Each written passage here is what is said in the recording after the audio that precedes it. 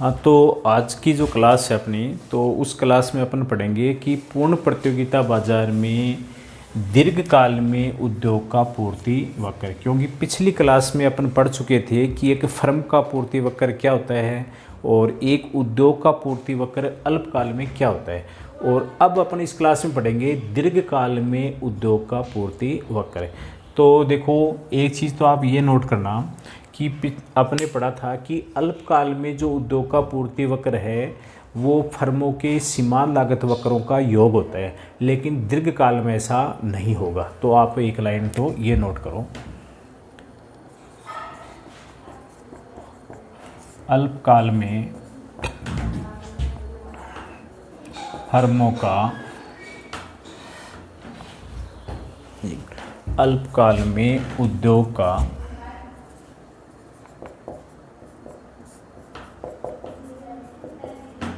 पूर्ति वक्र फर्मों के एमसी वक्रों का योग होता है, योग होता है।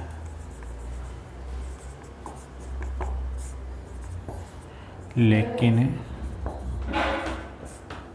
दीर्घकाल में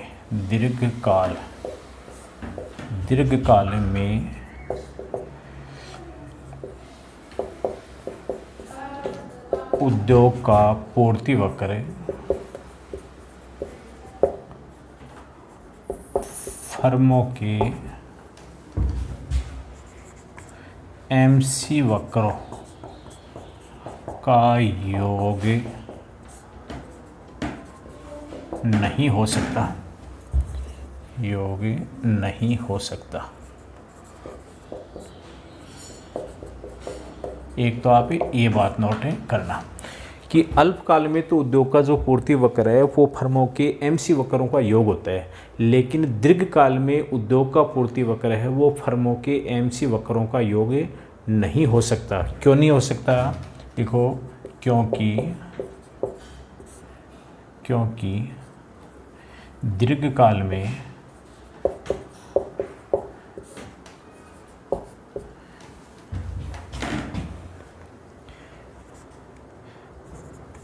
नई फर्में उद्योग में आती हैं तथा कुछ फर्में उद्योग छोड़कर चली जाती हैं, उद्योग छोड़कर चली जाती हैं। इस कारण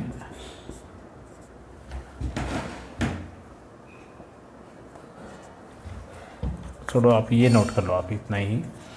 अगर क्वेश्चन ये आ जाए कि भाई अल्पकाल में तो उद्योग का जो पूर्ति वक्र होता है वो फर्मों के एमसी वक्रों का क्या होता है, योग होता है, लेकिन दीर्घकाल में ऐसा होता है क्या? तो आपका उत्तर होना चाहिए दीर्घकाल में फर्म का जो दीर्घकाल में उद्योग का जो पूर्ति वक्र है वो फर्मों के एमसी वक्रों का योग नहीं हो सकता।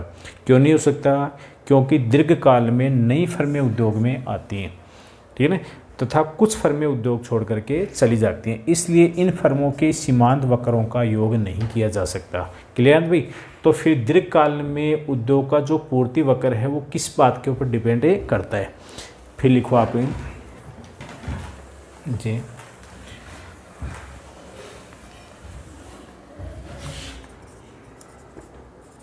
दीर्घकाल में सभी फर्में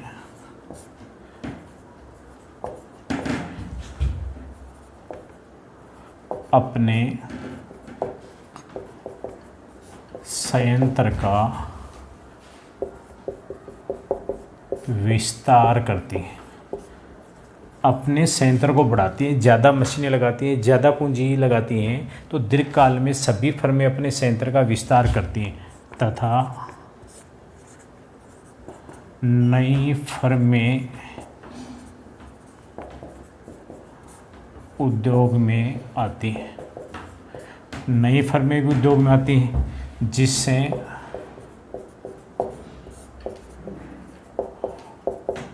उद्योग का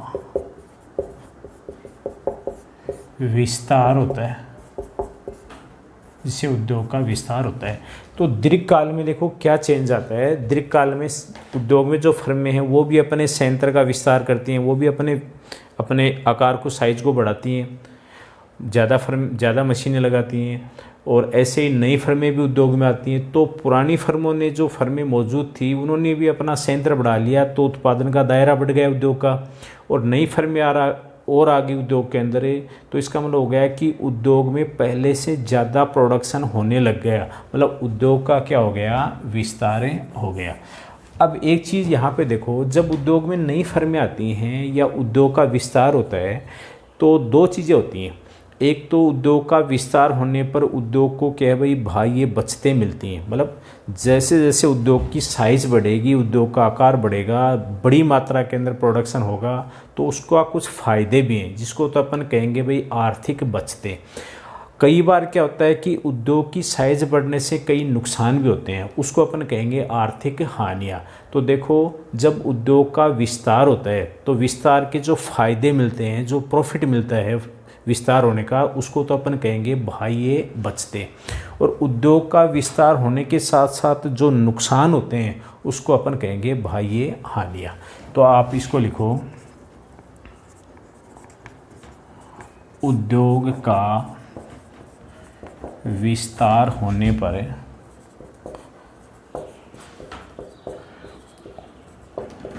उद्योग को बाह्य लाभ, बाह्य बचतें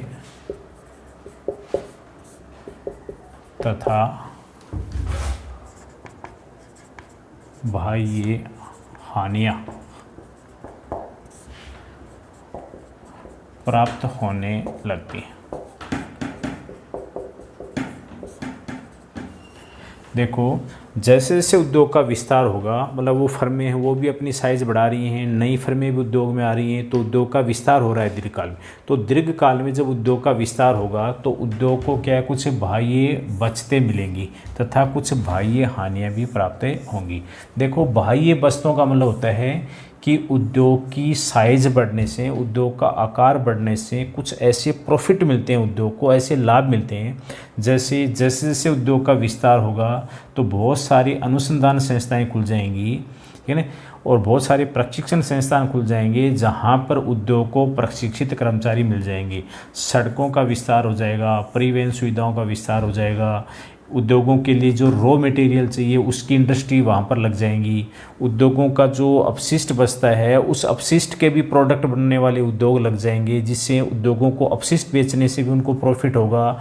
तो इस तरह से उद्योग का जब विस्तार होता है तो उसको कई प्रकार के फ़ायदे भी मिलते हैं, कई तरह के लाभ मिलते हैं। तो उद्योग का विस्तार होने पर जो उद्योगों को फ़ायदे मिलते हैं, जो लाभ मिलते हैं, उसको तो बोलते हैं बाह्य बचतें। दूसरी तरफ जब इंडस्ट्री का विस्तार होता है, उद्योग का विस्तार होता है, तो कई तरह की उनके नुकसान भी होते हैं। जैसे नुकसान क्या होते हैं कि उद्योग का विस्तार होगा तो उसको ज़्यादा कर्मचारी चाहिए, ज़्यादा लेबर चाहिए। जब लेबर की डिमांड बढ़ेगी तो लेबर की मजदूरी भी बढ़ जाएगी, कच्चे माल की डिमांड भी बढ़ जाएगी। कच्चे माल की डिमांड बढ़ने से उद्योगों को पहले की तुलना में महंगा कच्चा माल मिलेगा। क्लियर भाई, परिवहन सुविधाएं भी महंगी हो जाएंगी। तो इस तरह से क्या है कि उद्योग का विस्तार होने पर कई तरह के फ़ायदे भी हैं तो कई तरह के नुकसान भी हैं। जो फ़ायदे हैं उनको तो कहा जाता है बाह्य बचतें, और जो नुकसान है उनको कहा जाता है बाह्य हानियाँ। अब देखो, एक उद्योग को यदि बाह्य बचतें ज़्यादा है, ध्यान रखना अभी, किसी उद्योग को यदि बाह्य बचतें, मैं लिखा हूँ बाह्य बचतें या बाह्य बचत, और यहाँ मैं माइनस कर रहा हूँ बाह्य हानियाँ, दोनों चीज़ लिख रहा हूँ, ठीक है ना।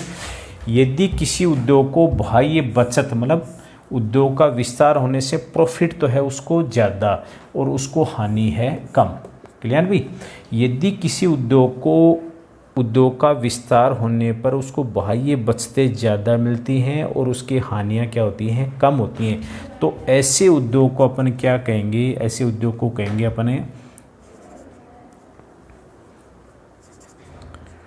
ह्रासमान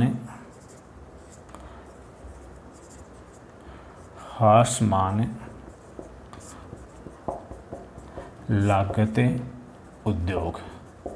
क्लियर भाई? तो ऐसे उद्योग को क्या कहेंगे, ह्रासमान लागत उद्योग। ह्रासमान मतलब घटती लागतों का उद्योग। ह्रासमान उद्योग का मतलब हो गया घटती लागतों का उद्योग। मतलब इस उद्योग की यदि विस्तार होने के साथ साथ उसको फायदे ज़्यादा हैं और उसकी हानियाँ क्या है, कम है। तो ऐसे उद्योग की लागतें क्या हो जाएंगी, कम हो जाएंगी। जैसे जैसे उस उद्योग का विस्तार होता जाएगा वैसे वैसे उस उद्योग की लागतें क्या हो जाएगी, कम हो जाएंगी। कहने मतलब इस उद्योग की जो लागत वक्र है वो नीचे की ओर गिरते चले जाएंगे। क्लियर भाई?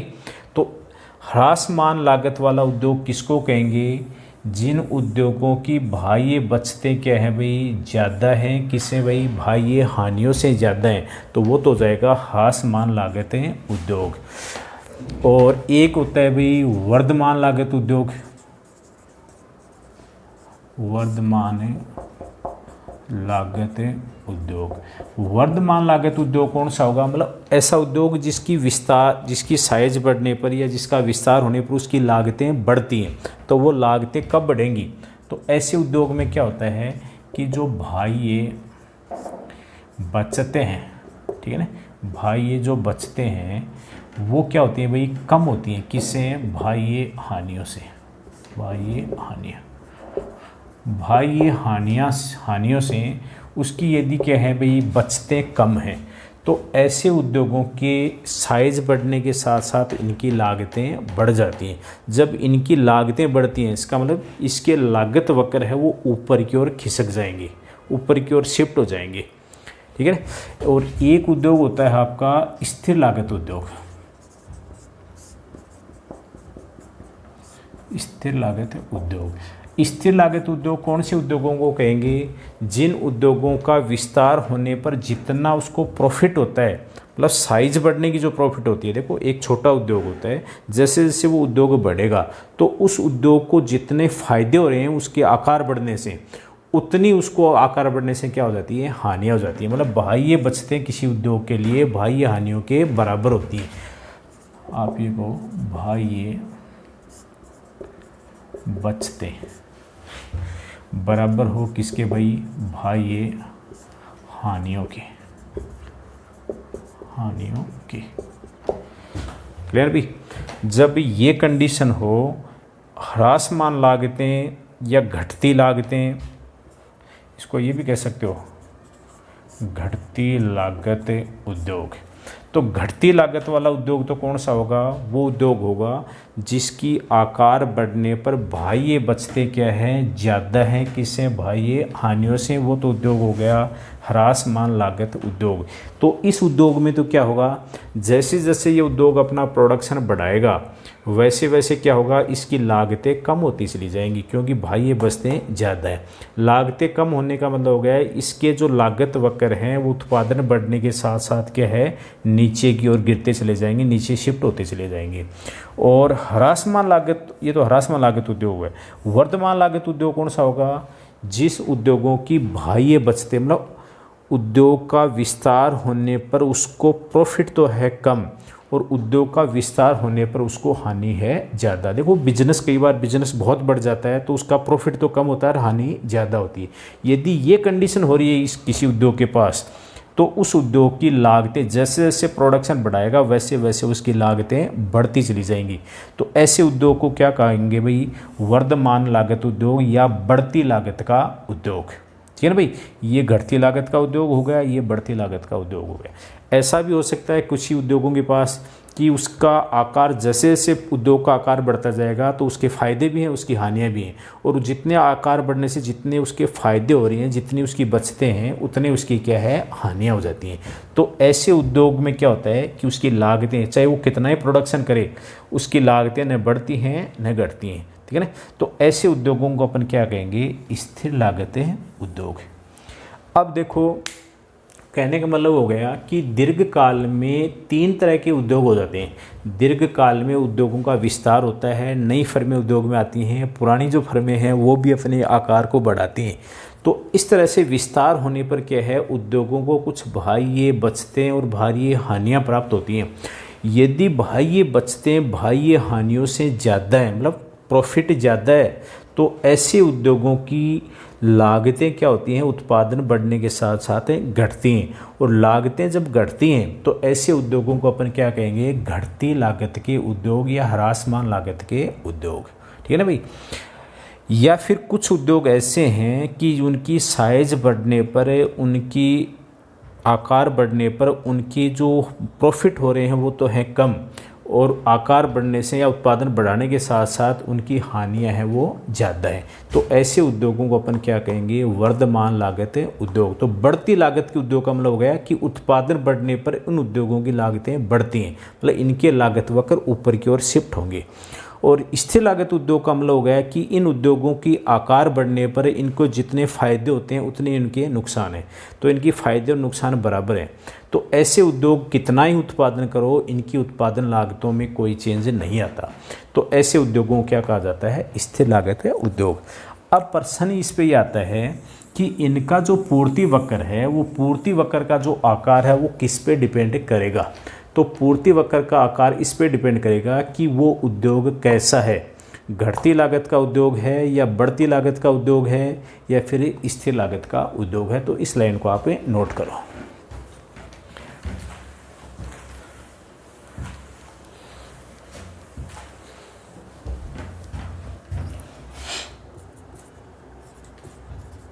दीर्घकाल में उद्योग के पूर्ति वक्र का आकार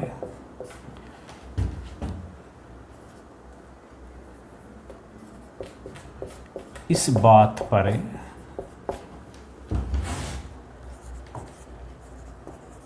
निर्भर करता है कि उद्योग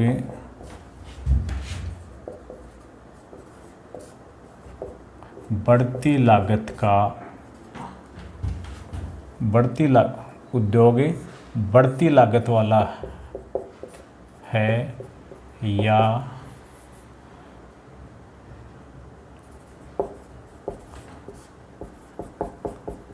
घटती लागत वाला या फिर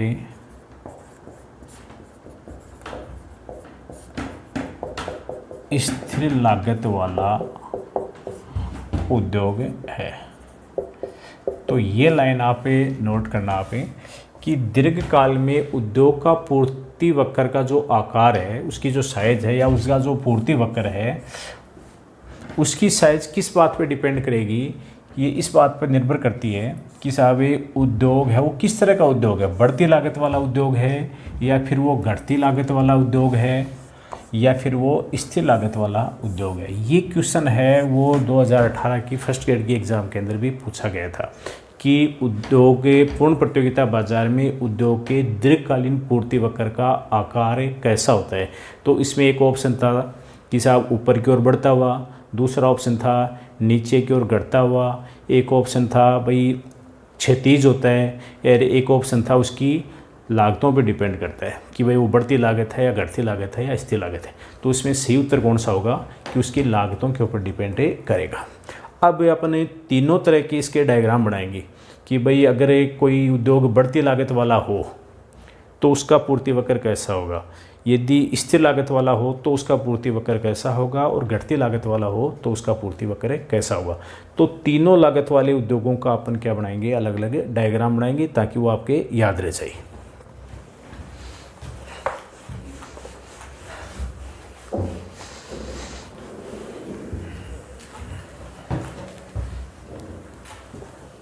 तो सबसे पहले मैं बना रहा हूं बढ़ती लागत वाले उद्योग का पूर्ति वक्र। तो आप लिखो बढ़ती लागत वाले उद्योग का पूर्ति वक्र।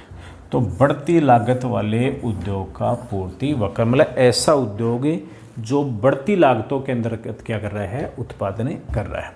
देखो मैं यहाँ पर एक डायग्राम बना रहा हूँ।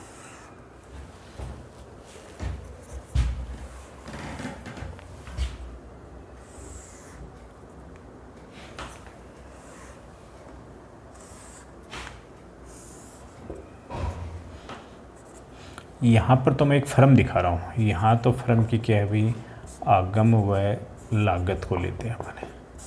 ये आपका वाई एक्स है, ये आपका एक्स एक्स है। और यहाँ पर क्या लेते हैं, आउटपुट को लेते हैं। क्लियर भाई। और ये मैंने बना दिया इसका AR और MR वक्र बना दिया, ठीक है ना। और AR और MR वक्र बना दो, चाहे इसको मैं आप ये OP इसको L1 नाम लिख देता हूँ।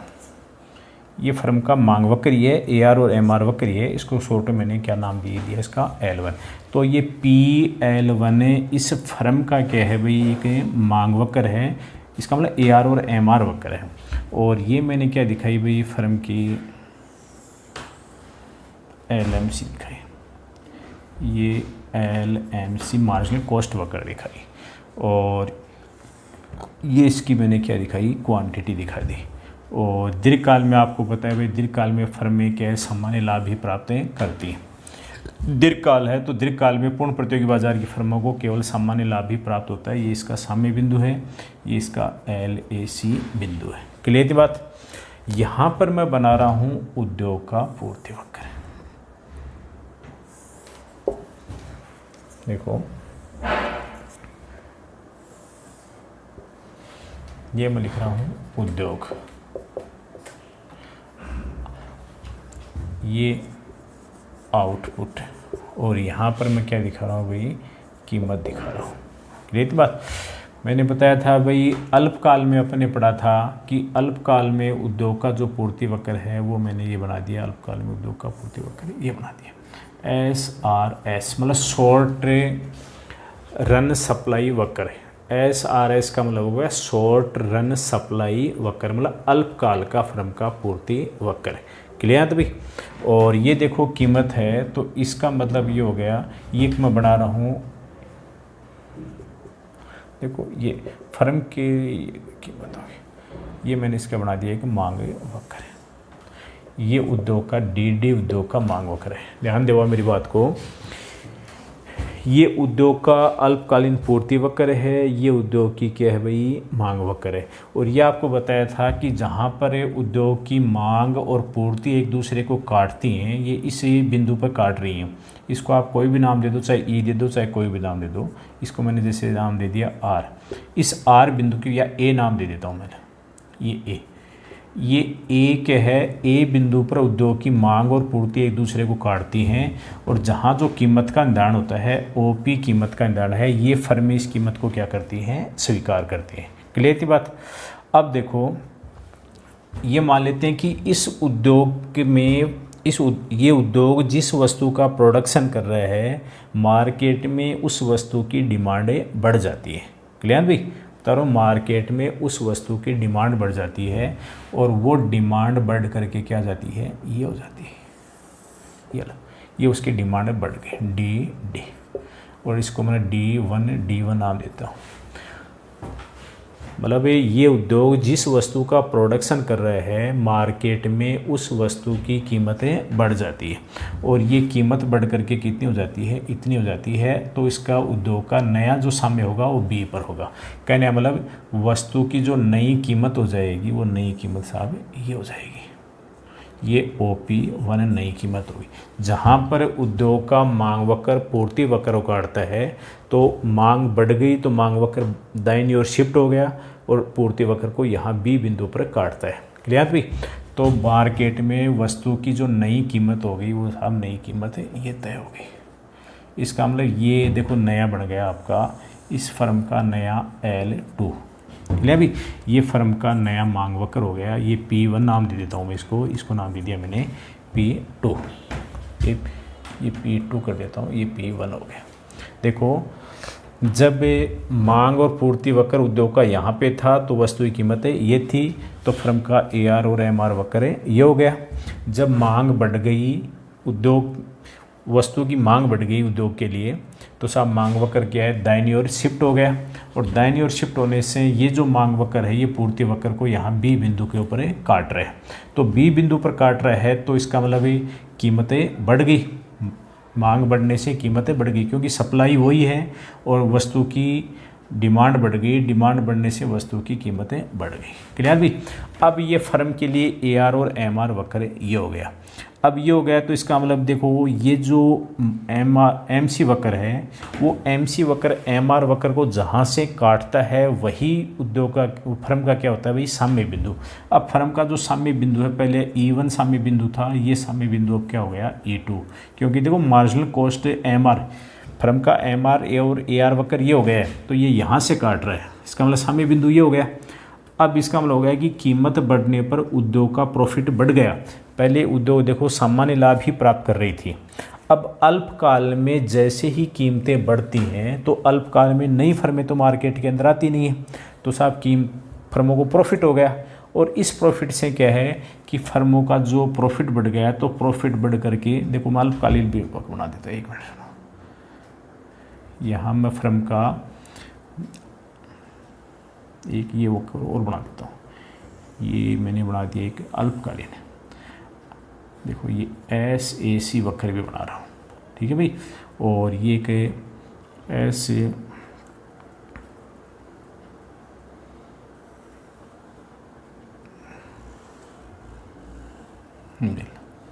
ये SMC1। तो अल्पकाल का जो पूर्ति वक्र है, एक मिनट,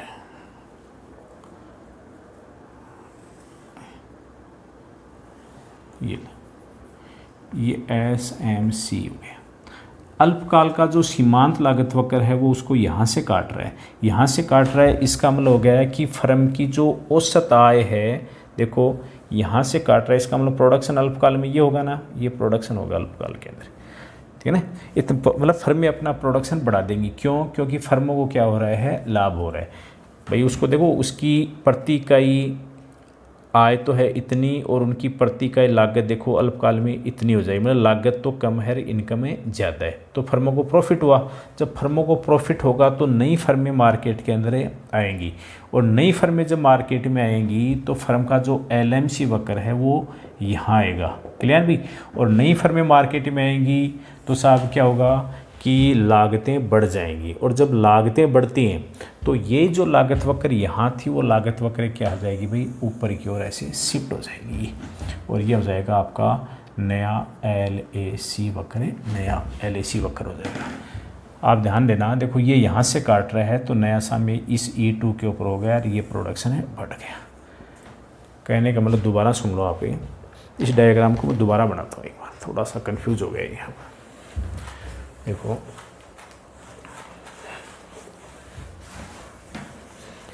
बढ़ती लागत का उद्योग है, तो बढ़ती लागत के उद्योग के हिसाब से आपको डायग्राम दिखाना है, तो मैं डायग्राम दोबारा बना देता हूँ। थोड़ा सा वो डायग्राम क्या पजल्ड सा हो गया था।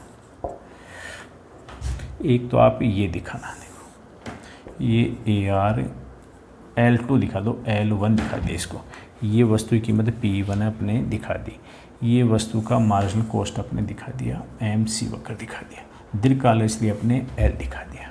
क्लियर भी। और ये अपने प्रोडक्शन मात्रा दिखा दी। और यहाँ पर आप ये दिखाना, ये तो फर्म है, ठीक है, और ये अपन बात करें किसकी, उद्योग की। उद्योग का ये आप उद्योग का मांग वक्र दिखाना, ये उद्योग का पूर्ति वक्र। अल्पकाल है इसलिए आपको SRS लिख लेना, अल्पकाल का पूर्ति वक्र, और ये फर्म की क्या है, मांग वक्र होगी। एक मिनट, ये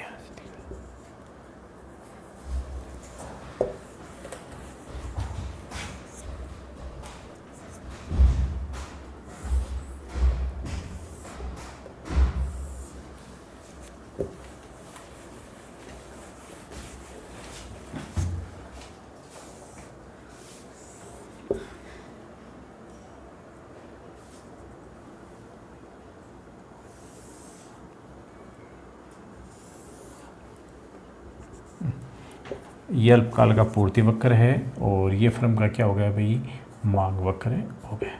ये यहाँ ई ए नाम दे देता हूँ, ये ए साम्य है, इसके ऊपर प्रोडक्शन की मात्रा है, ये वस्तु की कीमत होगी।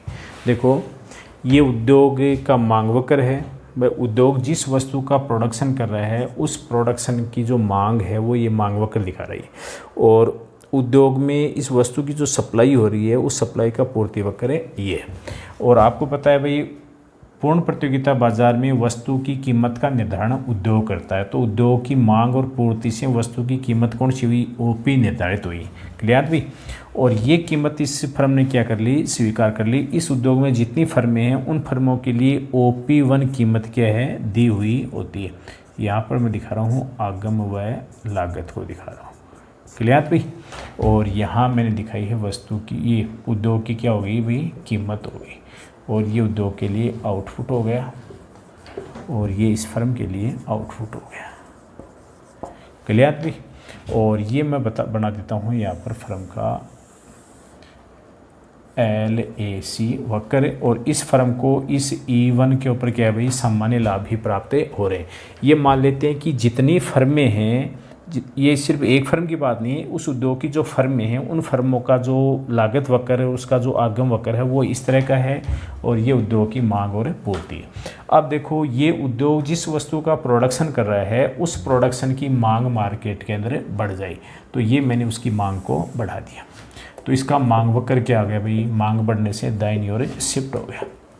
अब देखो इसके पूर्ति वक्र को वो यहाँ से काट रहे हैं, तो इसका मतलब हो गया कि मांग और पूर्ति वक्र, उद्योग की मांग और पूर्ति वक्र जहाँ एक दूसरे को काटते हैं वहाँ पर उद्योग के लिए उद्योग उस कीमत का निर्धारण कर देती है। तो उद्योग उस कीमत का निर्धारण कर दिया OP2, मतलब उद्योग में वस्तु की मांग और पूर्ति से जो कीमत तय हो जाती है, ठीक है ना, वही कीमत उस फर्मों के लिए दी हुई कीमत हो जाती है। तो अब इन फर्मों के लिए जो कीमत होगी वो कीमत होगी साहब ये, उनका ये मांग वक्र हो गया नया, और ये कीमत होगी P2। दोबारा देखो, ये एक फर्म का मैंने बताया भाई, ये एक फर्म का मांग वक्र है L2, जिसको मैंने नाम दिया है। मांग वक्र ये हुआ क्योंकि उद्योग में इस वस्तु की कीमत OP2 निश्चित हुई है, और इसके ऊपर प्रोडक्शन की मात्रा है OQ1 थी, और ये OQ2 है, ठीक है। और इस कीमत को इस उद्योग की सभी फर्मों ने क्या कर लिया, स्वीकार कर लिया।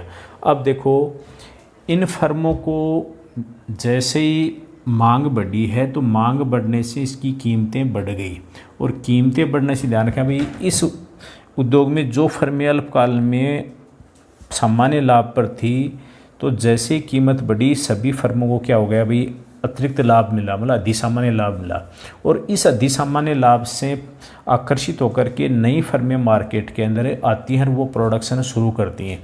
जब ये नई फर्में आ गई, पुरानी फर्मों को फ़ायदा हो रहा है, तो उन्होंने भी अपना प्रोडक्शन बढ़ा लिया। कहने मतलब भी इस उद्योग में कार्यरत सभी फर्मों ने अपना उत्पादन बढ़ा दिया है, और नई फर्में आकर के भी उत्पादन करने लग जाती हैं। तो उद्योग के अंदर जितना प्रोडक्शन हो रहा था वस्तु का, वो प्रोडक्शन बढ़ करके कितना हो गया, OQ2 हो गया।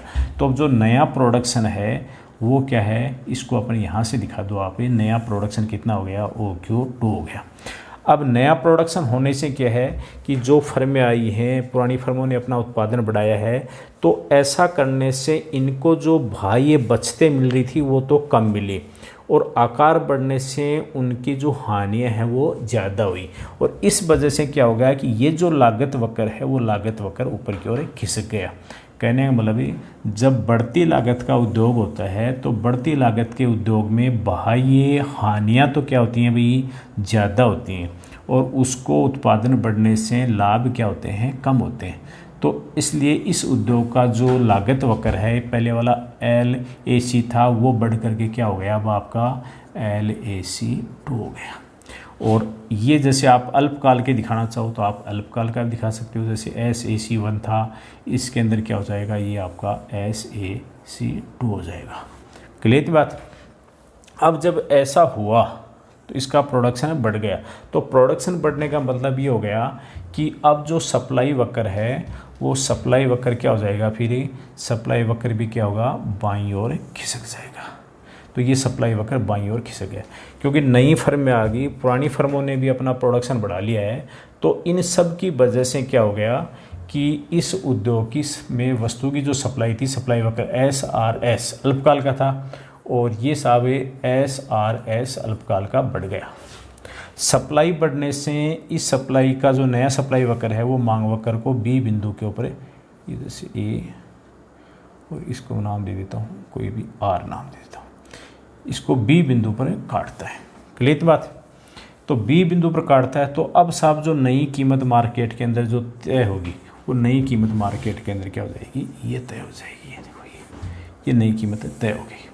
अब आप पुराने संतुलन बिंदु और नए संतुलन बिंदु को आप मिला दो, तो ये आप मिलाओगे तो आपके लिए क्या बन जाएगा, एक उद्योग का लॉन्ग टर्म का सप्लाई वक्र LRS, लॉन्ग रन सप्लाई वक्र बन जाएगा। ये LRS हो गया आपका। तो ये वक्र देखो कैसा है, ये फर्म का उद्योग का दीर्घकालीन पूर्ति वक्र है। कौन सा? A-B बिंदुओं को अपने मिला करके जो वक्र बनाया है वो उद्योग का दीर्घकालीन पूर्ति वक्र होता है। ये पूर्ति वक्र ऊपर की ओर बढ़ रहा है। क्यों बढ़ रहा है? क्योंकि ये जो फर्म उद्योग जो है वो बढ़ती लागत के अंदर क्या कर रहा है, उत्पादन कर रहा है। तो अगर ये डायग्राम आपकी समझ में नहीं आया है, क्योंकि इसमें बहुत सारे डायग्राम बनाने पड़ते हैं, तो थोड़ा सा पजल्ड हो जाता है। तो यदि ये समझ आ जाए तो ठीक है, नहीं आए तो ठीक है। आपको ये लाइन जरूर याद रख लेना है कि ये दीर्घकालीन का जो पूर्ति वक्र है उद्योग का, वो कैसा है भाई, ऊपर की ओर बढ़ता हुआ है या धनात्मक ढाल वाला है। तो ये आप नीचे लाइनें नोट कर लो आप।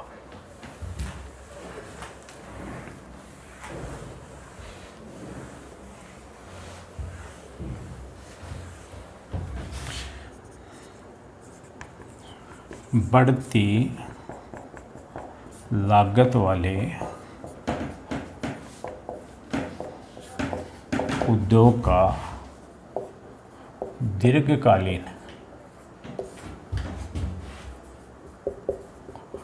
पूर्ति वक्र, दीर्घकालीन पूर्ति वक्र धनात्मक ढाल वाला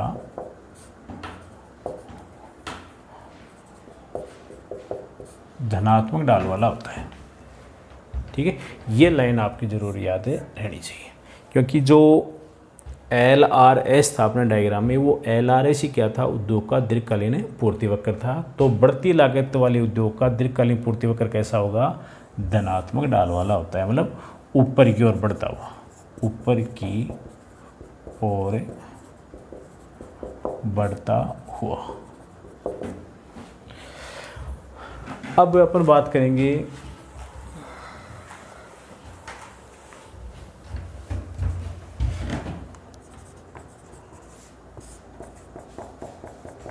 घटती लागत वाला उद्योग। घटती लागत वाला उद्योग। अब घटती लागत वाले जो उद्योग है उसका पूर्ति वक्र कैसा होगा। देखो, जैसे अपने डायग्राम बनाया था, आपको पता है भाई कि जब उत्पादन बढ़ने के साथ लागतें बढ़ती हैं तो लागत वक्र फर्मों का ऊपर की ओर शिफ्ट होगा। ठीक है ना। और जब उत्पादन बढ़ने के साथ लागतें घटती हैं तो उसको अपन कहेंगे घटती लागत वाला उद्योग, क्योंकि ऐसे उद्योग के अंदर भाई ये बचतें तो ज़्यादा होती हैं और हानियाँ कम होती हैं। तो फर्मों का जो लागत वक्र है वो उत्पादन बढ़ने के साथ साथ नीचे की ओर शिफ्ट होता चला जाएगा, और जब नीचे की ओर शिफ्ट होता चला जाएगा तो ऐसे उद्योग का जो पूर्ति वक्र होगा वो पूर्ति वक्र कैसा होगा, ऋणात्मक ढाल वाला होगा। तो इसको आपको डायग्राम में बना करके मैं सीधी एक लाइन आपको मैं लिखा देता हूँ, ये लिख लेना। घटती लागतें वाले उद्योग का आकार बढ़ने पर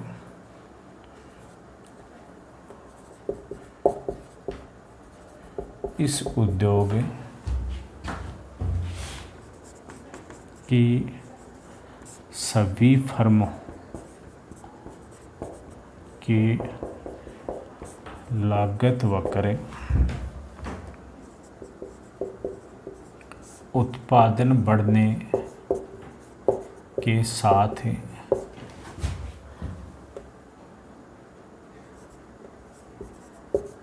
नीचे की ओर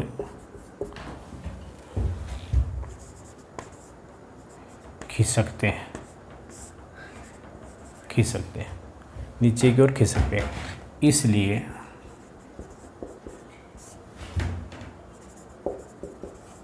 घटती लागत वाले उद्योगों का पूर्ति वक्र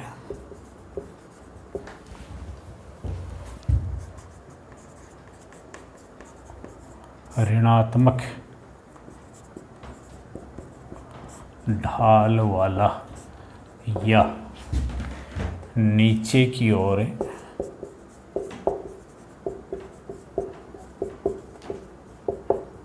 गिरता हुआ होता है,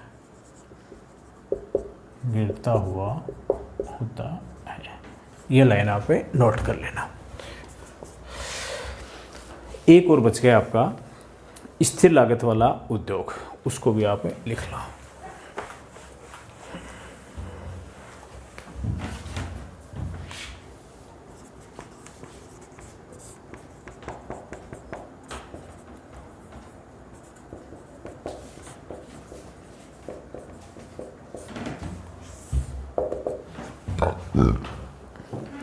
इसमें लिखना आपने इस उद्योग में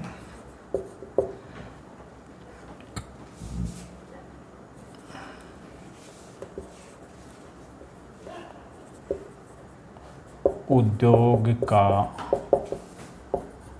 आकार बढ़ने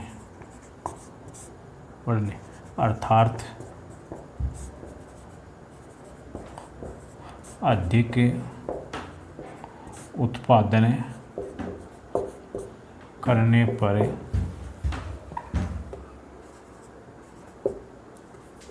पर भी उद्योग की फर्म की लागतें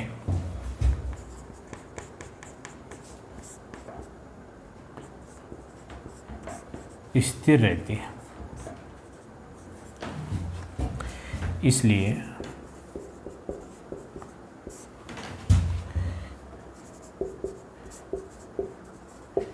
इस उद्योग का पूर्ति वक्र क्षैतिज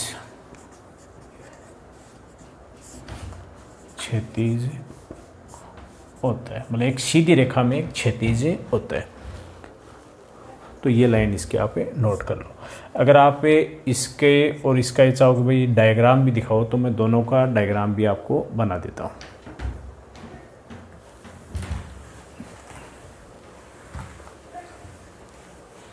तो पहले तो मैं बना रहा हूँ एक डायग्राम आपको घटती लागत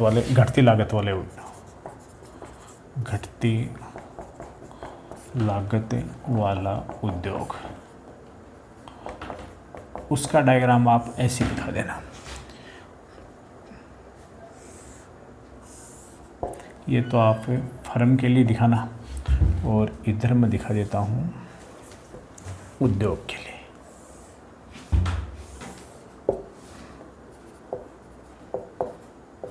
ये उद्योग है, ये उद्योग का मांग वक्र है डी और ये उद्योग का अल्पकालीन पूर्ति वक्र है, इसको मैं नाम देता हूँ SRS, मतलब लॉन्ग टर्म का सप्लाई वक्र है। और ये यहाँ पर वस्तु की क्या है भाई कीमत है। ये वस्तु की यहाँ साम्य है तो ये वस्तु की कीमतें निश्चित होगी। OP वस्तु की कीमत है और इस फर्म ने इस कीमत को क्या किया है स्वीकार किया है। तो ये मैं दिखाऊँ PL2 इस फर्म में देखो उद्योग में जो कीमत निश्चित हो जाती है, उद्योग की सभी फर्मों के लिए वो कीमत क्या होती है दी हुई होती है।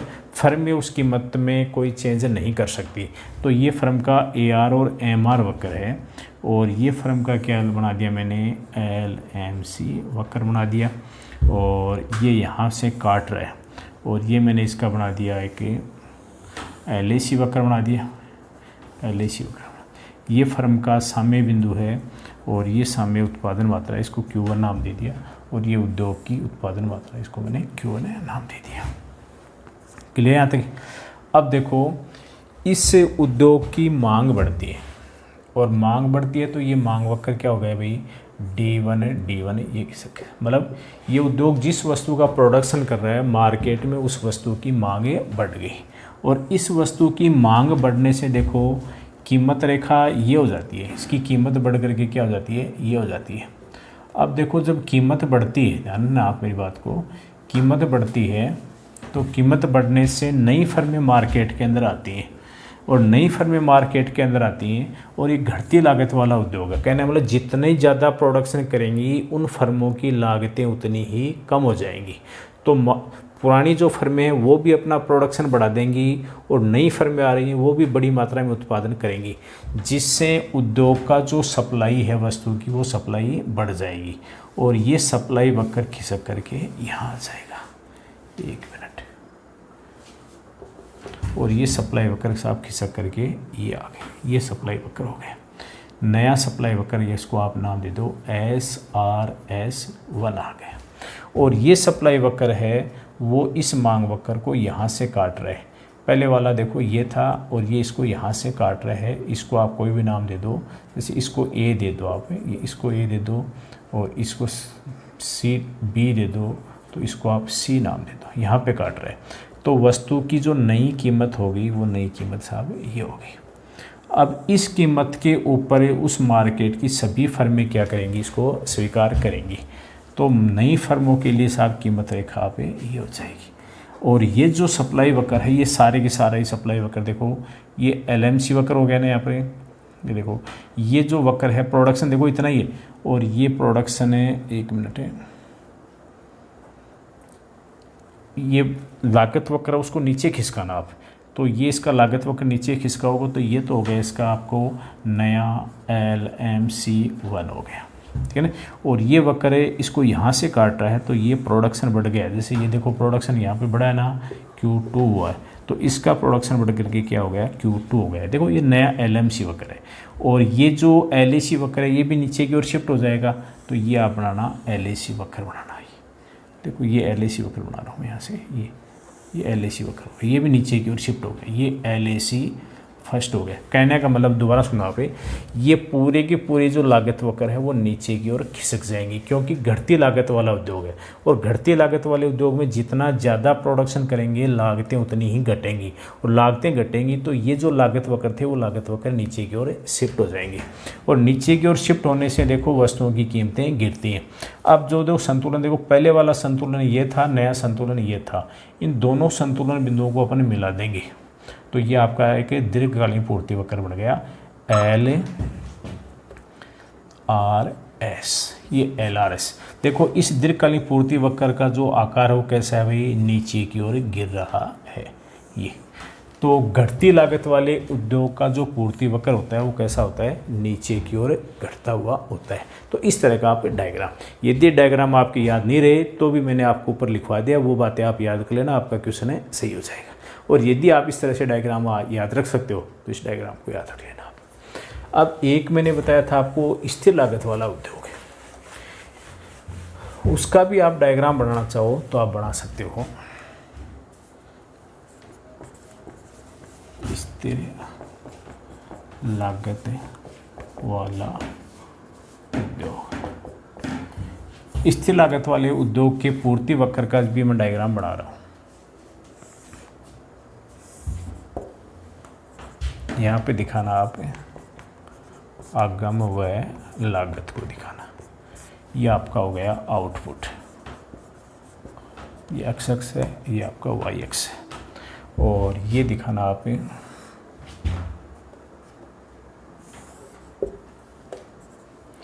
ये उद्योग के लिए मांग वक्र है, ये उद्योग के लिए अल्पकालीन क्या है भाई, पूर्ति वक्र SRS नाम दे दिया, जहाँ पर मांग और पूर्ति वक्र एक दूसरे को A बिंदु पर काट रहे हैं।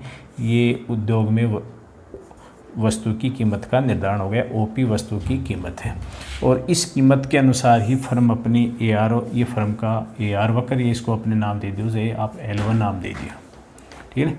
ये OP, तो ये फर्म का मांग वक्र AR और MR वक्र है, क्योंकि उद्योग जो कीमत तय करता है फर्मों के लिए वो कीमत दी हुई होती है।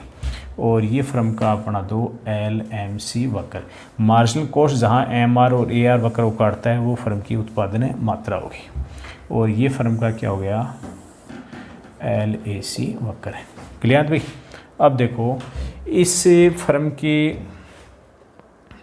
मांग, ये जो उद्योग है, उद्योग जिस वस्तु का उत्पादन कर रहा है उस वस्तु की मार्केट के अंदर क्या है, डिमांडें बढ़ जाती है। तो डिमांड बढ़ जाती है तो आप मांग वक्र को इधर खिसका देना। आप ये मांग वक्र इधर खिसक गया, जैसे डिमांड बढ़ती है तो ये मांग वक्र खिसक करके D1 हो गया। अब जैसे मांग बढ़ती है तो देखो, मांग बढ़ती है तो उद्योग में वस्तु की कीमतें बढ़ जाती है, क्योंकि सप्लाई वो की वो है। जब अल्पकाल में सप्लाई वही रहती है और वस्तु की डिमांड बढ़ जाती है तो वस्तु की कीमतें बढ़ गई, कीमत बढ़ करके P1 हो गई। तो इसका मतलब अब फर्मों के लिए कीमत ये होगी। तो अल्पकाल में जो फर्में पहले सामान्य लाभ कमा रही थी, जैसे ही कीमत बढ़ी उनको क्या हुआ, प्रॉफिट हुआ। तो प्रॉफिट हुआ तो उन्होंने अपना प्रोडक्शन बढ़ाया, नई फर्में मार्केट के अंदर आ गई, ठीक है। जब जैसे जैसे उनके आकार बढ़ेगा, उत्पादन का दायरा बढ़ेगा, तो उनको कुछ बाह्य बचतें भी मिलने लगती हैं तो कुछ हानियाँ भी। लेकिन जितनी बाह्य बचतें मिलती है, जितना आकार बढ़ने के साथ उनको प्रॉफिट बढ़ता है, उतनी क्या है, हानियाँ भी हो जाती हैं। इसलिए इनकी जो लागतें हैं वो लागतों में कोई चेंज नहीं आता, क्योंकि बाह्य हानियाँ और बाह्य लागतें क्या होती हैं, बराबर होती हैं। इसलिए प्रोडक्शन तो बढ़ जाएगा, ठीक है ना भाई। और ये फर्म में उनकी लागतें वही रहती हैं। जैसे जैसे प्रोडक्शन बढ़ेगा तो इनका जो अतिरिक्त लाभ है वो धीरे धीरे क्या होता जाएगा, कम होता जाएगा। कहने का मतलब इनके लागत वक्र वो की वही रह जाएंगी। और प्रोडक्शन बढ़ने से उद्योग का जो पूर्ति वक्र है वो पूर्ति वक्र खिसक करके कहाँ जाएगा भाई, उनका पूर्ति वक्र खिसक करके यहाँ आ जाएगा। ये पूर्ति वक्र हो गया, नया पूर्ति वक्र ये हो गया, SRS1 हो गया। और ये इस मांग वक्र को यहाँ से काटता है, यहाँ से काटता है। इसका मतलब वो कीमतें रह जाती है। पहले वाला पूर्ति वक्र ये था, फिर इसको B नाम दे देता हूँ मैं, और ये C। देखो अल्पकाल का संतुलन एक ये है, एक संतुलन ये है। दोनों संतुलनों को देखो, पहले सप्लाई और मांग, फिर मांग और सप्लाई का पूर्ति वक्र, इनको अपन मिला देता हूँ मैं दोनों से। तो इसको मिला दिया तो ये जो नया पूर्ति वक्र बनेगा वो पूर्ति वक्र हो गया आपका LRS, ये पूर्ति वक्र है। तो स्थिर लागत वाले उद्योगों का पूर्ति वक्र कैसा हो गया, ये हो गया क्षैतिज हो गया। बढ़ती लागत वाले उद्योगों का पूर्ति वक्र बढ़ता हुआ होता है। घटती लागत वाले उद्योग का पूर्ति वक्र क्या होता है, घटता हुआ होता है। तो मेरे हिसाब से अपने पढ़ चुके हैं कि दीर्घकाल में पूर्ण प्रतियोगी बाजार में उद्योग का पूर्ति वक्र कैसा होता है। आपको मैं दोबारा बता देता हूँ।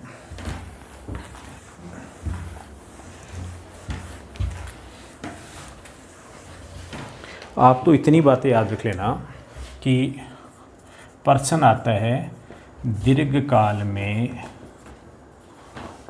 उद्योग का पूर्ति वक्र, कि भाई दीर्घकाल में उद्योग का पूर्ति वक्र कैसा होता है। तो आपको ये बातें याद रखनी है। एक तो दीर्घकाल के अंदर क्या होता है कि उद्योग में नई फर्में आती हैं, पुरानी फर्में उद्योग को छोड़ती हैं, उत्पादन का आकार बढ़ता है, उद्योग का आकार बढ़ता है। तो उससे फर्मों को क्या होता है या उद्योग को क्या होता है, कुछ प्रॉफिट भी होते हैं उसका, तो कुछ हानियाँ भी होते हैं। अब यदि उद्योग का आकार बढ़ने से, उत्पादन बढ़ने से यदि प्रॉफिट ज़्यादा है, मतलब बाह्य बचतें ज़्यादा हैं और हानि कम है, तो उद्योग के लागतें जो होती हैं वो घटती होती हैं। और लागतें जब घटती हैं तो उद्योग को क्या होता है भाई, प्रॉफिट होता है। लागतें घटती हैं और लागतें घटने से क्या होता है कि उद्योग का जो पूर्ति वक्र है वो घटता हुआ होता है। तो दीर्घकाल के अंदर उद्योग का जो पूर्ति वक्र है वो लागतों पर डिपेंड करता है। वो लागतें मैंने बताई, एक तो ह्रासमान लागतें या घटती लागत, यार ना, यदि घटती लागत उद्योग, यदि घटती लागत का उद्योग है तो पूर्ति वक्र कैसा होगा, पूर्ति वक्र कैसा होगा भाई, धनात्मक ढाल वाला, धनात्मक होगा, धनात्मक होगा। और यदि, और सॉरी मैं गलत बोल गया, यदि घटती लागत का उद्योग है तो पूर्ति वक्र क्या होगा भाई, ऋणात्मक, ऋणात्मक ढाल वाला, ढाल वाला होगा। और यदि बढ़ती लागत का उद्योग है, लागत का उद्योग, यदि बढ़ती लागत का उद्योग है तो पूर्ति वक्र कैसा होगा, धनात्मक ढाल वाला, ठीक है। और यदि स्थिर लागत का उद्योग है, स्थिर लागत उद्योग है, तो पूर्ति वक्र कैसा होगा, तो फिर पूर्ति वक्र होगा साहब इसका क्षैतिज, ये क्षैतिज होगा। तो ये मैं बता रहा हूँ पूर्ति वक्र, पूर्ति वक्र कैसा कैसा होगा। तो ये दीर्घकाल में उद्योग का पूर्ति वक्र किसके ऊपर डिपेंड करता है, लागतों पर डिपेंड करता है कि घटती लागत का उद्योग है या बढ़ती लागत का उद्योग है या स्थिर लागत का उद्योग है। तो आज ये अपना जो टॉपिक अपन लेके चले थे कि दीर्घकाल में उद्योग का पूर्ति वक्र कैसा होता है, ये अपना कंप्लीट हो चुका है। चलो ठीक है, ओके।